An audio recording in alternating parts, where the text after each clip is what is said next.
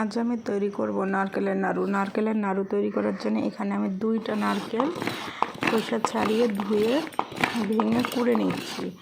নারকেলগুলো কুড়ানোর পরে এতগুলো হয়েছে। এবার আমি নারকেল আর গুড় দুইটাই সমান সমান করে নিব, যাতে নারকেলের নাড়ুটা পারফেক্ট হয়। এবার আমি কড়াইয়ে নারকেল দিয়ে দিলাম, তারপরে গুড় দিয়ে দেবো।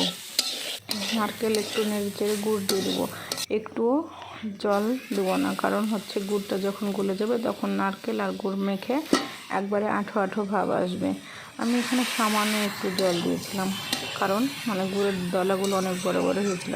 আপনারা এখানে গুড়গুলোকে ছোট ছোট করে কেটে নিতে পারেন, তাহলে গুড়টা সহজেই গলে যাবে। আমার এখানে গুড়গুলো গোল ছিল না, ওই জন্য আমি একটু সামান্য পরিমাণে জল দিয়েছিলাম। দিয়ে ভালোভাবে নেড়ে যতক্ষণ না পর্যন্ত আঠালো ভাব আসছে ততক্ষণ নাড়াচাড়া করতে হবে। এই তো আমার নাড়াচাড়া করার পরে এরকম একটা আঠালো ভাব এসছে। আর এখানে খেয়াল রাখতে হবে যে গুড় নিতে হবে চিটা গুড়, কুসুরের চিটা গুড়। চিটা গুড়টা নাড়ুকে আঠালো করতে সাহায্য করবে। এখানে আমি একটু গুড়গুলো উঠাই নিয়ে ঠান্ডা করে দেখছিলাম যে নাড়ুটা দলা পাকছে কিনা।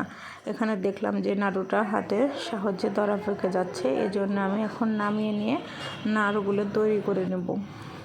আস্তে আস্তে নাড়ুগুলো তৈরি করে আমার এতগুলো হয়েছে। এখন এগুলো আমি অনেক দিন পর্যন্ত সংরক্ষণ করতে পারবো এবং ভগবানকে